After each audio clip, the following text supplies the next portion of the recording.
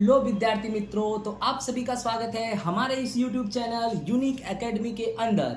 तो विद्यार्थी मित्रों, आज हम कक्षा 12 विषय नामा का मूल तत्व अर्थात अकाउंट का विभाग नंबर सी पेपर नंबर 4 का सोल्व करने जा रहे हैं। तो विद्यार्थी मित्रों, इसके पहले हमने विभाग सी पेपर नंबर 1, 2, 3 का सोल्व किया और वीडियो अपलोड किया। आप लोगों ने देखा भी होगा और आप सभी को अच्छे से समझ में आया भी होगा। और बेटा, गाला असाइनमेंट हिंदी माध्यम का सोल्यूशन मैं कर रहा हूँ।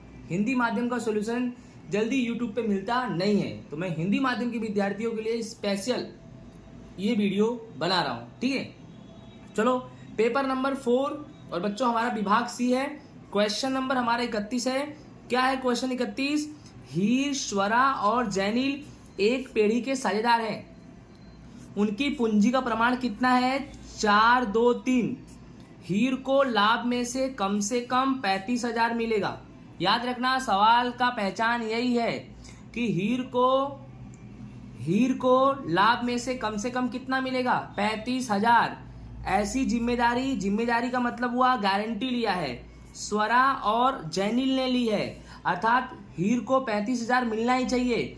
अगर हीर को 35,000 नहीं मिला, जितना भी कम मिलेगा, हीर को जितना भी कम मिलेगा तो स्वरा और जैनिल ही देंगे, क्योंकि वो लोगों ने जिम्मेदारी गारंटी लिया है। और बेटा, पेढ़ी का वार्षिक लाभ 90,000 रुपया है। कितना है? 90,000। तो बेटा, जो साझेदारों के बीच लाभ का वितरण कैसे करेंगे, ध्यान से समझो। सबसे पहले तो इसमें पूंजी का प्रमाण ध्यान में नहीं लेंगे। पूंजी का प्रमाण तब ध्यान में लिया जाता है जब सवाल में पूंजी दिया गया होता है। ये सवाल में पूंजी नहीं दी गई है, ठीक है। पेढ़ी का कुल लाभ दिया गया है, तो पेढ़ी का कुल लाभ है भाई, लाभ हानि वितरण का प्रमाण लेंगे। इस सवाल में लाभ हानि वितरण का प्रमाण नहीं दिया है, तो समान प्रमाण हमें मानना पड़ेगा बच्चों। तो देखो हल, और मार्च 2021 में ये प्रश्न पूछा गया है। हीर, स्वरा और जैनिल लाभ हानि का प्रमाण कितना मान लो बच्चों? 1, 1, 1, क्योंकि सवाल में ना दिया हो तो समान मानने का। अब ध्यान से देखो, पेढ़ी का लाभ कितना है? 90,000 रुपए। कितना लाभ है? 90,000। तो बोले 90,000 को 3 भाग में बांट दो बेटा। देखो ये रहा 90,000, इसको 1, 1, 1 में बांट दो। किसको बांटोगे? हीर को, स्वरा को, जैनिल को। तो सभी को कितना मिलेगा? 30, 30, 30, क्योंकि 30,000, 30,000, 30,000 कितना हो गया? 90,000। ठीक है, लेकिन बेटा क्वेश्चन में क्या बोला है? हीर को कितना मिलना चाहिए? 35,000। देखो यहाँ लिखा है हीर को कितना मिलना चाहिए? 35,000। और सबको कितना कितना मिला है? 30। तो हीर को भी 30 मिला है, तो 30 में 5 जोड़ो, यानी हीर को कितना मिलेगा? 35,000। तो 30 में 5 जोड़ने पर हीर को 35,000 मिलेगा, बट हीर को तो अभी 30 ही मिला है। तो 5 जो जोड़ रहे हो वो 5 कौन देगा? वो 5 स्वरा और जैनिल देंगे, क्योंकि ये लोगों ने जिम्मेदारी ली है। तो शेष 5,000 का वितरण करेंगे। अब 1 और 1 लेंगे बेटा, 1, 1, 1 3 बार मत ले लेना, क्योंकि 2 लोगों ने गारंटी ली है, जिम्मेदारी ली है, तभी सिर्फ 2 लोग से मतलब रखेंगे। तो बोलो शेष 5,000 का वितरण तो समान भाग में बांट दो। देखो ये रहा स्वरा, ये रहा जैनिल, तो इन लोग को आधा आधा दे दो। 5,000 का आधा आधा कितना होगा? 2500, 2500, यानी 5,000 का वितरण किया। 2500 और 2500 दोनों मिला के कितना हो गया? 5,000। तो ये 5,000 कौन ले लेगा? हीर। तो हीर में 5,000 जोड़ दो, तो हीर का 35,000 आएगा। लेकिन बच्चों, स्वरा 2500, जैनिल 2500, 5,000 दे दिए, तो स्वरा और जैनिल में से 2500 क्या कर देंगे? हम घटा देंगे। ओके, तो स्वरा का 30,000 है, 30,000 में से 2500 घटाएंगे तो 27,500। जैनिल का भी 30,000 है, और 30,000 में से 2500 घटाएंगे तो 27,500 आएगा। इस तरह से हीर, स्वरा और जैनिल का लाभ हानि वितरण के प्रमाण में मैंने बंटवारा करके जो सवाल का शर्त दिया था उसके अनुसार ये सवाल हमने पूरा किया। आई होप आपको ये सवाल समझ में आया होगा। नेक्स्ट हमारा क्वेश्चन नंबर 32 क्या है? आजू, बाजू और काजू एक साझेदारी पेढ़ी के साझेदार है और वे लाभ हानि 2, 2, 1 के प्रमाण में बांटने वाले साझेदार हैं, और सभी साझेदारों ने भविष्य में लाभ हानि का प्रमाण बदल दिया, 3, 2, 1 रखा। इस सूचना पर से त्याग ज्ञात करना है। क्या ज्ञात करना है? त्याग। मैंने पहले भी बोल दिया है, जो पहले हो पुराना और जो बाद में हो नवा। तो बेटा पुराना प्रमाण 2, 2, 1 पहले है, और नया प्रमाण 3, 2, 1 क्योंकि ये बाद में है। देख लो, 2, 2, 1 पहले है और 3, 2, 1 बाद में है। तो पहले वाला पुराना प्रमाण और बाद वाला नया प्रमाण। ओके, अब कोष्टक बनाने आपको अच्छे से आता है। ओके, तो साझेदार, आजू, बाजू, काजू और कुल। तो देखो पहले पुराना प्रमाण पुराना प्रमाण क्या है 2 2 1, तो 2 2 1, तो 2 और 2 4, 4 और 1 कितना हो गया 5, यानी सबके बटे में 5। तो पुराना भाग 2/5, यहाँ भी 2 है तो 2/5, यहाँ 1 है तो 1/5। ठीक है। इसी तरह से नया प्रमाण तुम्हारा कितना है 3 2 1, तो 3 2 1, 3 2 5, 5 और 1 कितना आएगा 6। अब नया भाग कैसे निकालेंगे 3/6, 2 का 2/6, 1 का 1/6। समझ में आया कि नहीं आया? अब आगे देखो क्या करेंगे। त्याग, तो त्याग का सूत्र क्या है पुराना भाग माइनस नया भाग, ये त्याग का सूत्र है। तो आजू का निकालो, कैसे निकालोगे तो ध्यान से देखो। आजू का पुराना कितना है 2/5, नया कितना है 3/6, तो देख लो 2/5 माइनस 3/6, 6 दूनी 12 माइनस 5 तिहाई 15 बटे में 5 छक 30, 12 में से 15 गया माइनस 3 बटे में 30, 3 एक कम 3 और 3 दहामा 30, माइनस 1/10। त्याग का गणना कर रहे हो, उत्तर माइनस में आए तो क्या होगा लाभ। चलो उसके बाद किसका निकालेंगे हम बाजू का निकालेंगे। तो बाजू का पुराना प्रमाण कितना है 2/5, नया प्रमाण कितना है 2/6, तो कैसे करेंगे 2/5 माइनस 2/6, 6 दूनी 12 माइनस 5 दूनी 10, फिर बटे में 5 छक 30, यानी इसका गुणा इससे, इसका गुणा इससे, इसका गुणा इससे करते हैं। ओके 12 में से 10 गया 2, और 2 बटे में कितना है 30, 2 एक कम 2, और बेटा 15 दूनी 30, 1/15। अब त्याग का प्रमाण करो, उत्तर माइनस में आए तो लाभ और उत्तर प्लस में आए तो क्या होगा त्याग। ठीक उसी प्रकार से किसका निकालेंगे काजू का। तो काजू का पुराना प्रमाण कितना है 1/5, नया प्रमाण कितना है 1/6, तो देख लो ध्यान से 1/5 माइनस 1/6, 6 एक कम 6 माइनस 5 एक कम 5 बटे में 5 छक 30, तो 6 में से 5 गया 1, 1/30, तो उत्तर तुम्हारा क्या आएगा त्याग, क्योंकि उत्तर प्लस में आया। आई होप आपको समझ में आ गया होगा। नेक्स्ट क्वेश्चन हमारा 33वां नंबर क्या है कि पेढ़ी का अदालत के हस्तक्षेप के बिना विसर्जन समझाओ। बेटा अदालत के हस्तक्षेप के बिना को कौन सा विसर्जन बोलते हैं सामान्य विसर्जन। यानी दो तरह से क्वेश्चन बोर्ड में पूछ सकता है, सामान्य विसर्जन की प्रक्रिया समझाओ या अदालत के हस्तक्षेप के बिना का विसर्जन अर्थात वही सामान्य विसर्जन समझाओ। मार्च 2023 में पूछा गया है। ठीक है, अब चलो ध्यान से देखो। तो सामान्य विसर्जन अदालत का हस्तक्षेप के बिना, यानी अदालत जहां पे हस्तक्षेप नहीं कर सकती है। ठीक है, ऐसे विसर्जन के बारे में हम जानेंगे। तो इसमें सबसे पहला नंबर क्या है सर्वसम्मति से। क्या है सर्वसम्मति से। सर्वसम्मति मतलब जब सभी साझेदार पेढ़ी का विसर्जन करना चाहे तब। ठीक है, यानी जो धंधे में जितने भी साझेदार है वे सब खुद इच्छुक हैं कि हमें पेढ़ी का विसर्जन करना है तो विसर्जन हो जाएगा। और ऐसे विसर्जन को ऐच्छिक विसर्जन कहते हैं। बोर्ड एग्जाम में पूछता भी है ऐच्छिक विसर्जन अर्थात क्या।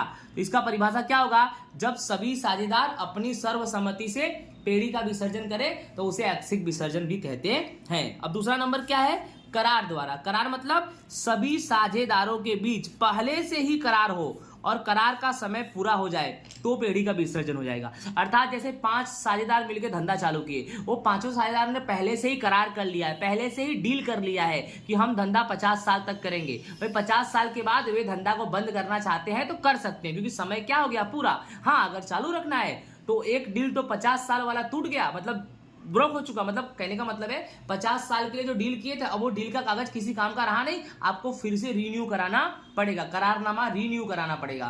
तो सिंपल सी बात है, करार द्वारा में क्या लिखने का, जब सभी साझेदार के बीच पहले से करार हो कि हमें धंधा इतने समय तक करना है, इतने समय के बाद हमें धंधा बंद करना है, अब वह समय निश्चित हो जाए, पूरा हो जाए तो क्या करने का, धंधा बंद भी हो सकता है, विसर्जन हो सकता है। समझ में आ रहा है कि नहीं आ रहा है। उसके बाद क्या है कानून द्वारा विसर्जन। कानून द्वारा मतलब जब कानून को लगे तब, अर्थात जब कानून को ऐसा लगे कि इस पेढ़ी का विसर्जन होना अनिवार्य है तो पेढ़ी का विसर्जन करना पड़ेगा। और कानून को ऐसा क्यों लगेगा, धंधा गैर कानूनी हो तब। सिंपल सी बात है यार, आप धंधा कर रहे हो, धंधा गैर कानूनी है, अब गैर कानूनी धंधा करोगे तो कानून तो तुम्हारे ऊपर आएगा ही ना, तो कानून तो धंधा बंद ही कराएगा यार।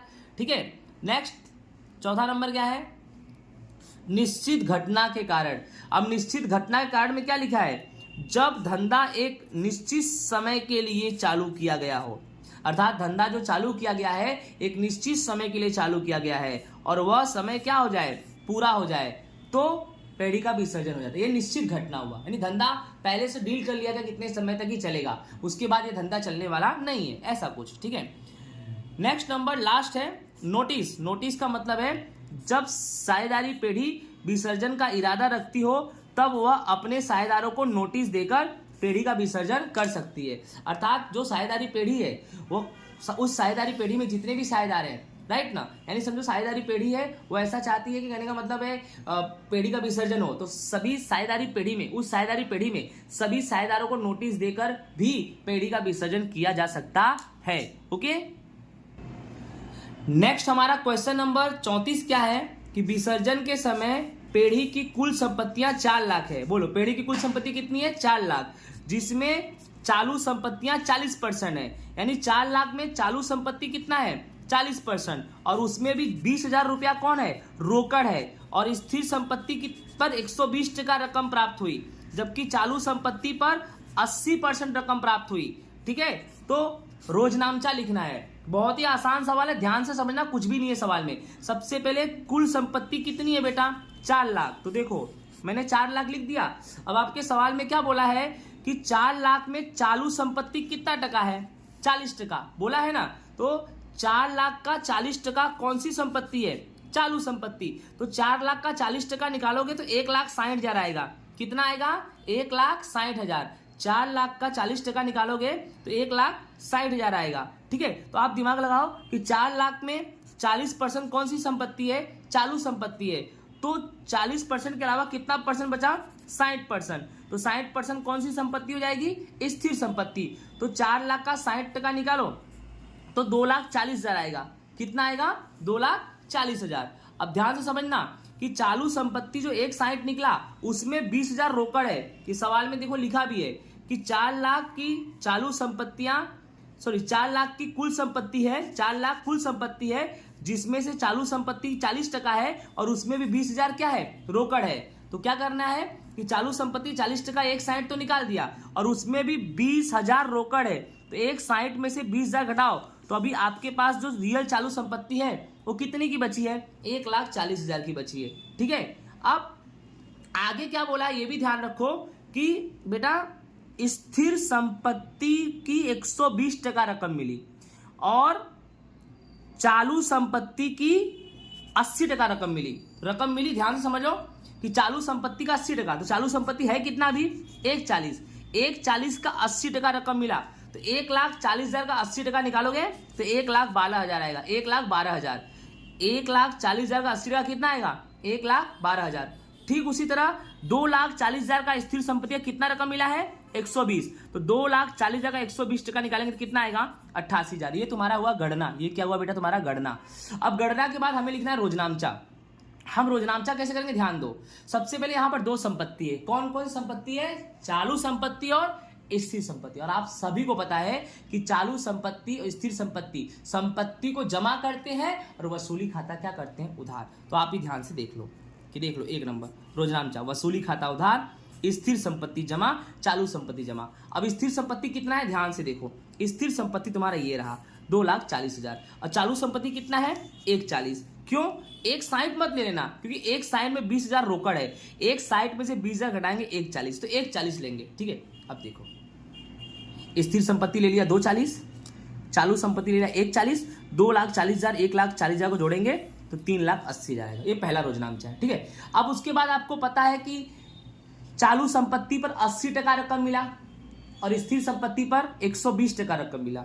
तो रकम मिला तो बेटा रोकड़ आएगी, रकम मिला तो रोकड़ आएगी। और देखो बेटा रोकड़ आए तो रोकड़ / बैंक खाता उधार और वसूली खाता जमा। ठीक है, अब 4 लाख उधार, 4 लाख जमा। आप बोलोगे सर 4 लाख कहाँ से आया? यहाँ से आया बेटा। चालू संपत्ति का 80% मिला ना, तो 1,40,000 का 80% कितना आया? 1,12,000।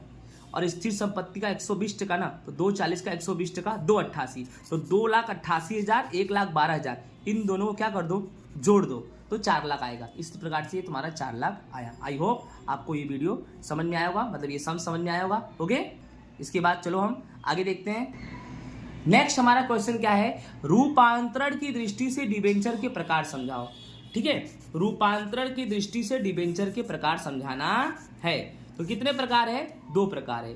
2 प्रकार में पहला नंबर है कन्वर्टिबल डिबेंचर। कन्वर्टिबल डिबेंचर मतलब ऐसे डिबेंचर जो एक निश्चित समय के बाद तय किए गए शर्तों के अनुसार रूपांतरित हो उसे कन्वर्टिबल डिबेंचर कहते हैं। बोलो, कन्वर्टिबल डिबेंचर मतलब ऐसा डिबेंचर जो एक निश्चित समय होने के बाद तय किए गए शर्त के अनुसार रूपांतरित यानी परिवर्तन हो जाए। अर्थात ऐसे डिबेंचर जिसमें समय पूरा होने के बाद जो शर्त किया गया है उस शर्त के अनुसार उस डिबेंचर में परिवर्तन आए, उस डिबेंचर में बदलाव आए, ऐसे डिबेंचर को कन्वर्टिबल डिबेंचर कहते हैं। ठीक है। दूसरा नंबर क्या है? Non convertible debenture. Non convertible debenture मतलब ऐसे डिबेंचर में किसी भी प्रकार का रूपांतरण नहीं होता है। ओके, तो इसी के साथ हमारा गाला असाइनमेंट पेपर नंबर 4 का विभाग सी होता है पूरा। धन्यवाद। राधे राधे।